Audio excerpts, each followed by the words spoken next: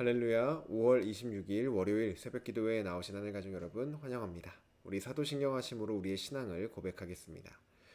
전능하사 천지를 만드신 하나님 아버지를 내가 믿사오며 그 외아들 우리 주 예수 그리스도를 믿사오니 이는 성령으로 잉태하사 동정녀 마리아에게 나시고 본디오 빌라도에게 고난을 받으사 십자가에 못 박혀 죽으시고 장사한 지 사흘 만에 죽은 자 가운데서 다시 살아나시며 하늘에 오르사 전능하신 하나님 우편에 앉아 계시다가 저리로서 산자와 죽은 자를 심판하러 오시리라. 성령을 믿사오며 거룩한 공회와 성도가 서로 교통하는 것과 죄를 사하여 주시는 것과 몸이 다시 사는 것과 영원히 사는 것을 믿사옵나이다. 아멘. 우리 찬송가 455장 주님의 마음을 본받는 자 함께 찬양드리겠습니다.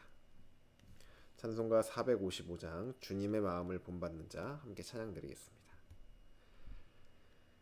주님의 마음을 본받는 자 그 맘에 평강이 찾아옴은 험악한 세상을 이길 힘이 하늘로부터 임함이로다. 주님의 마음 본받아 살면서 그 거룩하심 나도 이루리.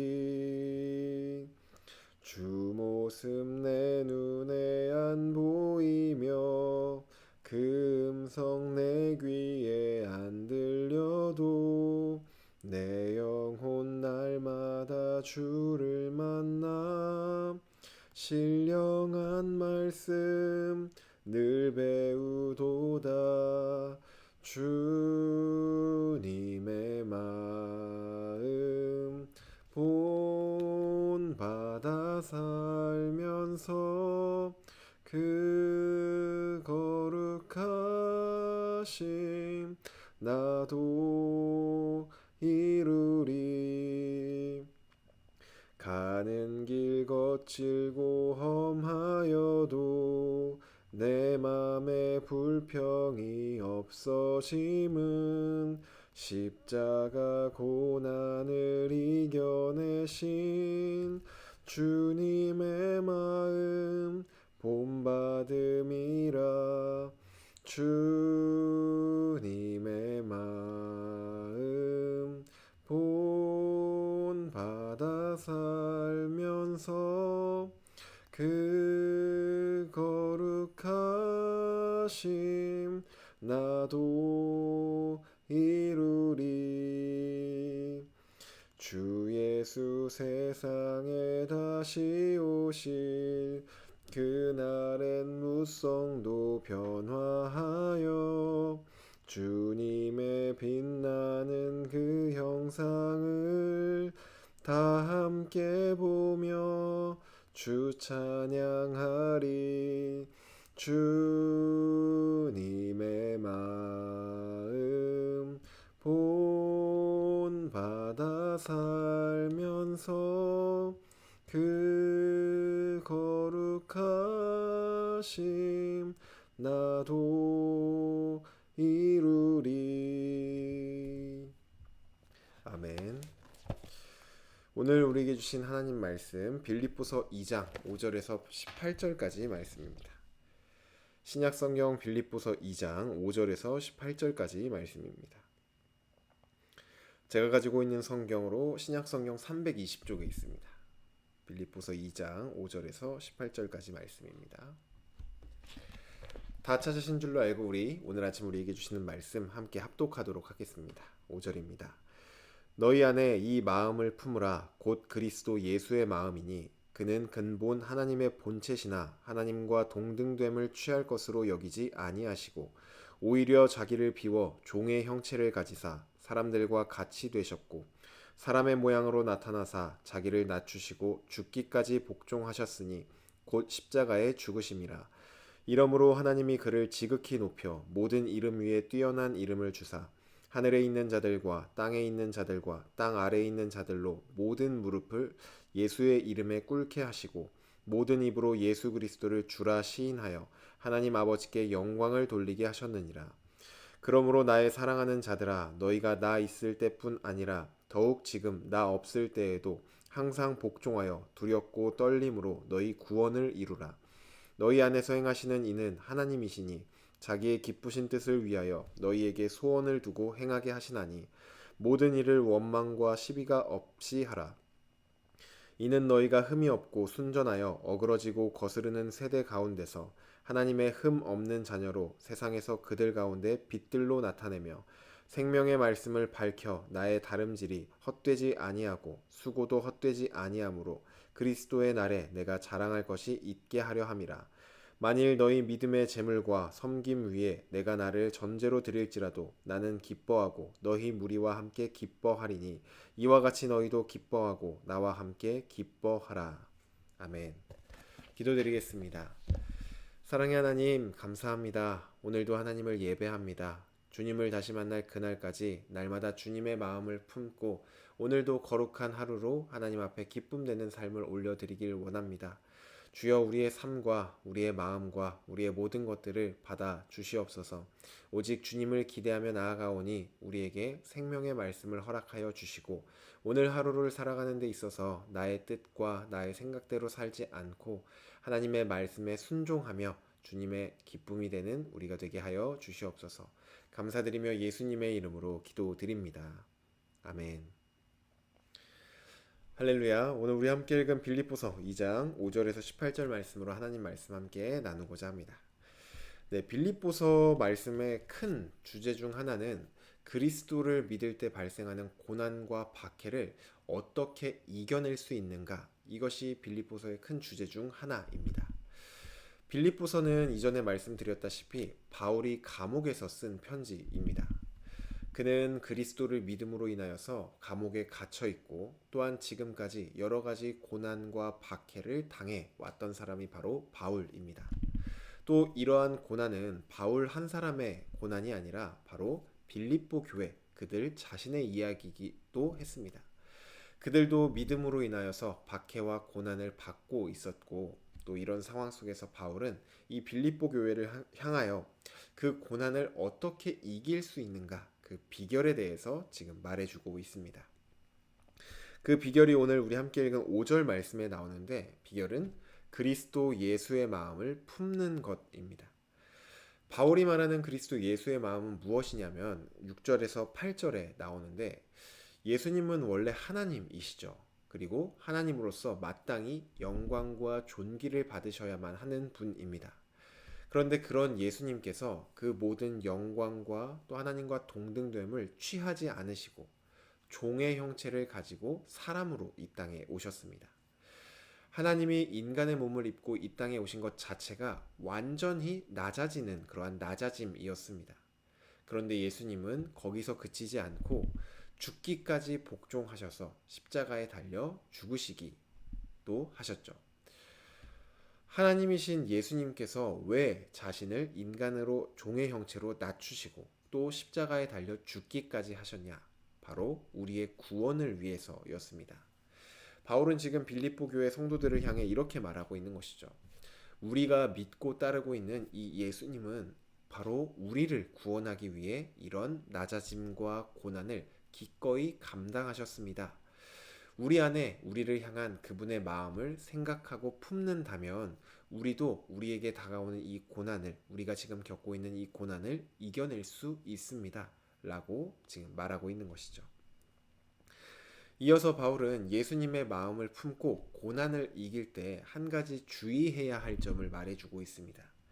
9절부터 11절 말씀을 보시면 하나님은 우리의 구원을 위해 철저히 낮아지신 예수님을 다시 지극히 높여주셨습니다. 모든 이름 위에 뛰어난 이름을 주셨고 모든 자들이 예수님의 이름 앞에 무릎 꿇게 하셨습니다. 우리의 구원을 보면은 삼위 하나님께서 함께 이루신 그러한 사역입니다. 예수님이 이루신 사역뿐만이 아니라 하나님 아버지, 성부 하나님, 그리고 성령 하나님이 함께 삼위 하나님께서 우리에게 주신 것이 바로 구원입니다. 그런데 여기서 바울은 삼위 하나님께서 함께 이루신 구원이지만 그 안에서의 역할을 분명히 나누고 있습니다. 우리의 구원을 위해 낮아지시고 또 죽기까지 복종하신 것은 바로 예수님께서 하신 일이죠. 그리고 그런 예수님을 지극히 높이신 것이 바로 하나님 아버지께서 하신 일입니다. 바울은 빌립보 교회를 향하여서 그리스도 예수의 마음을 품으라고 말했지 하나님의 높여주심을 기대해라 이렇게 말하지는 않습니다. 물론 우리가 주님을 다시 만날 그날까지 정말 표대를 향하여 끝날까지 달려가면 하나님께서 우리에게 주실 그런 승리의 면류관이 반드시 있습니다. 하지만 이것은 전적으로 하나님께서 은혜로 주시는 선물이지 우리가 고난을 받았으니까 하나님 이거 우리에게 주세요 이렇게 요구할 수 있는 것이 아니라는 것이죠. 그래서 바울은 이 고난 앞에서 우리가 품어야 할 것은 그리스도 예수의 마음, 낮아짐과 죽기까지 복종하는 것까지라고 말하고 있는 것입니다. 복음으로 인한 고난을 받을 때 기쁨으로 받는 것까지가 우리가 해야 할 일이고 그 이후에 우리에게 주시는 은혜와 선물, 그 복들은 전적으로 하나님의 주권적인 영역이라는 것입니다. 이어서 바울은 12절을 보시면 항상 복종하여 두렵고 떨림으로 너희의 구원을 이루라 이렇게 말을 합니다. 구원을 이룬다라고 표현을 하니까 우리가 오해를 할 수도 있는데 우리가 고난을 당하면서도 끝까지 복종해야만 우리가 구원을 이뤄낼 수 있다. 우리가 하나님 나라에 들어갈 수 있다. 이런 표현이 아닙니다. 구원은 우리가 복종을 못한다고 해서 잃어버리는 것도 아니고 무엇을 잘하냐, 무엇을 못하냐에 따라서 우리의 구원이 흔들리지 않습니다. 예수 그리스도를 통해서 이미 우리에게 구원을 주셨고 또 그 구원은 우리의 어떠함에 따라서 결코 흔들리지 않습니다. 그런데 바울이 구원을 이루라 라고 말을 하고 있는 것은 예수님께서 이루신 구원이 부족하니까 너희가 나머지 부분을 채우라 이런 것이 아니라 예수님이 이루신 그 구원에 너희도 참여하라 라는 표현입니다. 여기서 구원에 참여하라는 표현은 그리스도를 믿을 때 생기는 어떠한 박해와 고난을 견디는 것, 더 나아가 그것을 기쁨으로 이겨내는 것, 이것이 구원에 참여하는 것, 너희의 구원을 이루라는 표현인 것이죠. 우리의 구원은 천국행 티켓을 따고 그것을 얻음으로 인해서 모두 다 끝나는 그런 것이 아닙니다.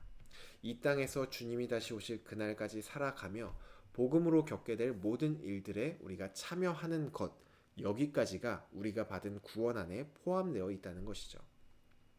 바울은 바로 이 일의 구체적인 예를 좀 들어주는데 13절에 너희 안에서 행하시는 이는 하나님이시니 자기의 기쁘신 뜻을 위하여 너희에게 소원을 두고 행하게 하시나니 라고 말을 합니다. 우리가 예수님을 믿는 사람으로서 복음을 받아들인 사람으로서 우리 마음에 일어나는 선한 마음들이 있죠. 공동체를 위해 헌신하고자 하는 마음들도 생기고 또 복음을 위해 순종하고자 하는 그런 마음들이 우리 안에 생길 때가 있습니다.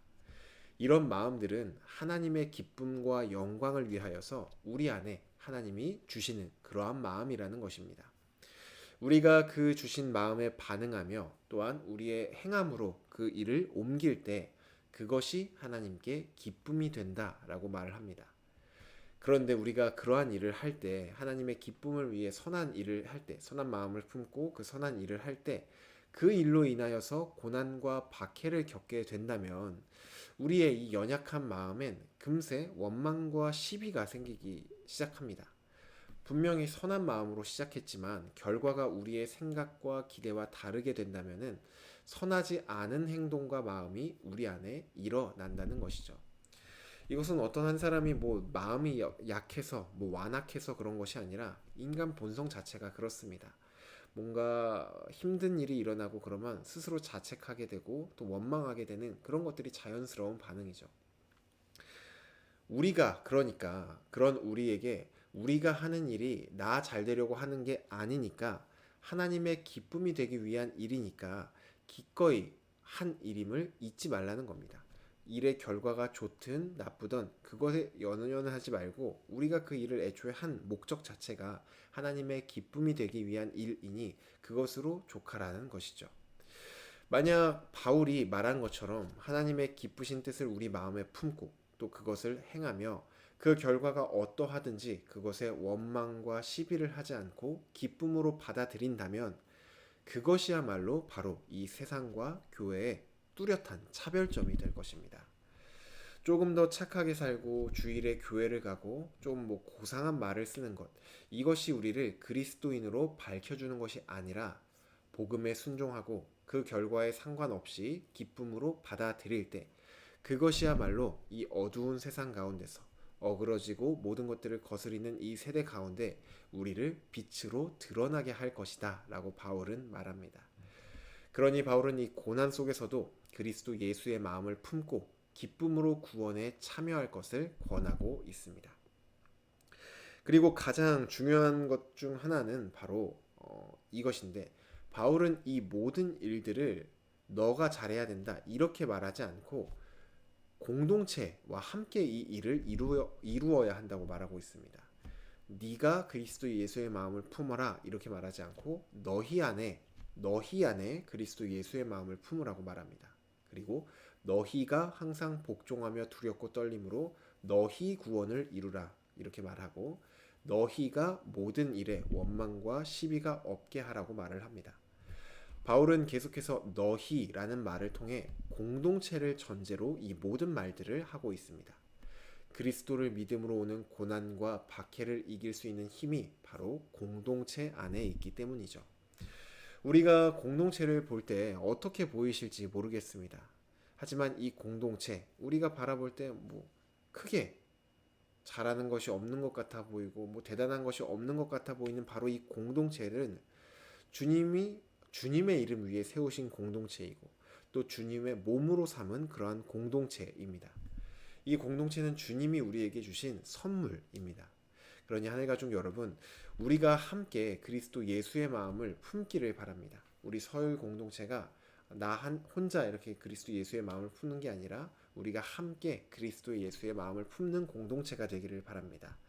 또한 우리가 함께 기쁨으로 순종하며 고난 속에서도 이 세상 가운데 빛으로 살아가는 우리 모두가 되기를 주님의 이름으로 축복합니다. 주님의 나라를 살아가는 그 일은 각계 전투가 아닌 정말 우리가 함께 협력하는 그 일임을 다시 한번 말씀을 통해서 묵상해 보시기를 바라고, 또 우리에게 주신 공동체를 감사함으로 정말 예수의 마음을 함께 품고 주님 다시 만날 그날까지 함께 그 일을 이루어가는 저와 여러분 되기를 간절히 소망합니다. 주신 말씀 놓고 기도드리겠습니다. 사랑의 하나님, 이 땅 가운데 나 혼자 그리스도인으로서 주님을 위해 살아가지 않게 하시고 공동체를 허락하여 주셔서 우리가 함께 그 나라를 위해 살아갈 수 있도록 인도해 주시니 감사합니다. 하나님께서 자신의 피값으로 우리에게 주신 이 선물인 공동체와 함께 주님의 날까지 그리스도 예수의 마음을 품고 그 복음을 따르며 어떠한 일이 우리에게 다가와도 기쁨으로 순종하는 우리 공동체가 되기를 원합니다. 이러한 우리의 모습들이 정말 이 땅 가운데 어둡고 진리를 거스르는 세대 가운데 정말 하나님을 드러내고 빛으로서 살아가는 그러한 우리의 삶이 되기를 원하오며, 하나님 우리를 받아주시고 우리 공동체가 주님 안에 더욱더 하나 되게 하여 주시고 끝까지 주님의 마음을 품어 하나님 나라를 이루어가는 공동체가 될 수 있도록 인도하여 주시옵소서. 주님, 공동체 안에 있는 환우들을 위하여 기도합니다. 주님 위로하여 주시고 회복하여 주시고 정말 이러한 아픔이나 힘듦이나 건강과 어떠한 문제가 있든지 우리 공동체가 서로 힘을 모아 협력하는 그러한 공동체가 될 수 있도록 주여 인도하여 주시옵소서. 감사드리며 예수님의 이름으로 기도드립니다. 아멘. 네, 오늘 예배를 마쳤습니다. 오늘도 주님 안에 그리스도 예수의 마음을 품고 승리하시는 하루가 되시기를 바랍니다.